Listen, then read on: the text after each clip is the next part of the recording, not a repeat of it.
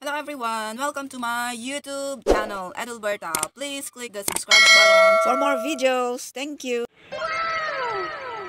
Pansit mga kapatid. Ayan. Yours truly, Edelberta. Ayan at magluluto tayo ng pansit ngayon. Ayan ang aking pangrekado sa aking pansit. Ayan. Bawang, sibuyas, kikiam, and green peas, cabbage, bagyo beans, ayan, bell pepper, carrot. Tsaka lalagyan ko siya ng mushroom. Try natin. Try ko yung mushroom. Plus yung shrimp na broth cubes. Plus yung hobe bihon at pansit. Ipiprito ko muna yung kikiam para mauna siya. Hintayin natin siya maging brown. Nasa inyo na kung gusto nyo ng pork, ganun din sa sahog, pwedeng chicken, o kaya liver. Nasa inyo yan. Ayan, kasing choice ko yan yung kikiam. Hintayin natin siyang mag-brown.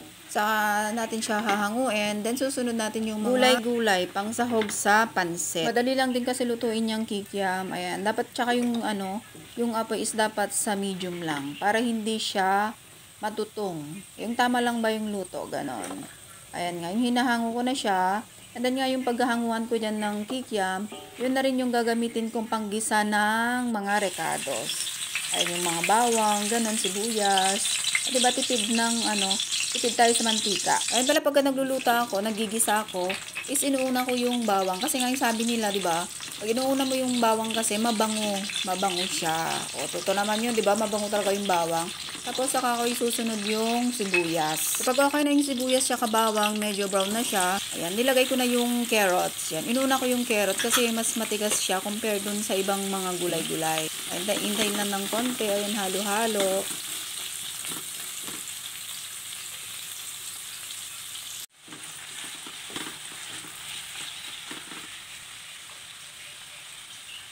Sunod natin ilalagay is yung bagyo beans. Ayan.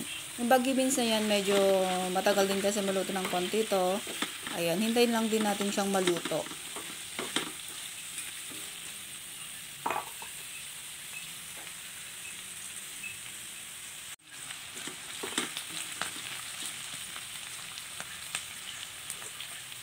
Next is green peas. Yan, gustong-gusto ko siya pang sahog sa pansit, yung green peas na yan.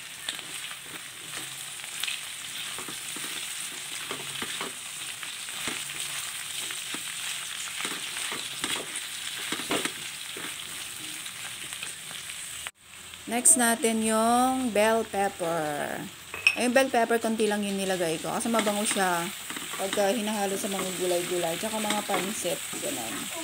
Konting halo lang din yan at madali lang din maluto. At last, nilagay ko na rin yung yung cabbage, ayan, yung repolyo. Tapos saka ko nilagyan ng toyo.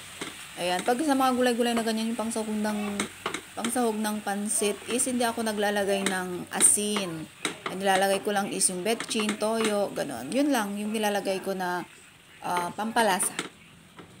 And luto na siya. So, set aside na natin yan. Susunod na natin yung pansit.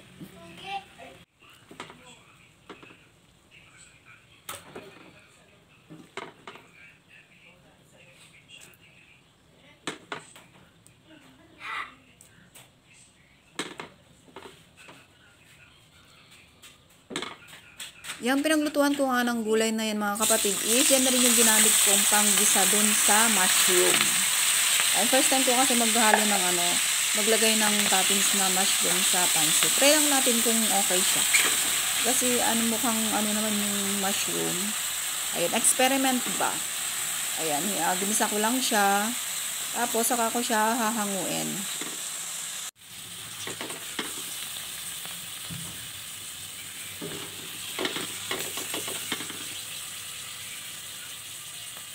Pagkatapos ko niluto yung mushroom na doon, ayan, naglagay na ako ng ibang palayok.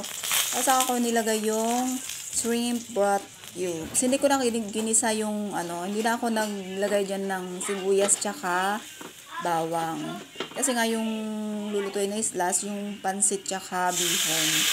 Tapos, ayan yung toyo, nilagyan ko na ng toyo. Mainit na tubig. Mainit na tubig na yan yung nilagay ko dyan kasi nga mas mabilis siyang kumulo pagka dati nang mainit yung tubig. Saka ko na lang siya lalagyan ng mga betchin, ganon.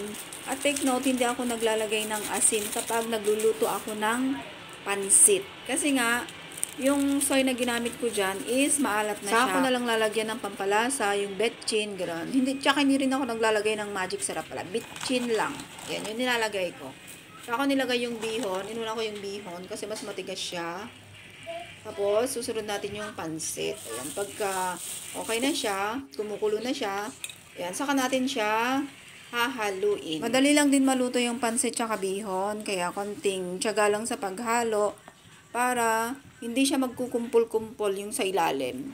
Ayan, pagkatapos niya maluto is, saka natin ilalagay yung mga gulay-gulay, yung nauna nating niluto kanina na mga pang toppings. Ayan. Kailangan din nating ihalo hanggang sa loob. Ayan. Inuna ko nga yung gulay na nilagay, saka sinunod ko yung mushroom, and then panghuli yung ating kikiam. Ayan, o diba? Yummy pansit by yours truly, Edelberta. Ayan, maraming salamat po sa panonood. Thank you for watching.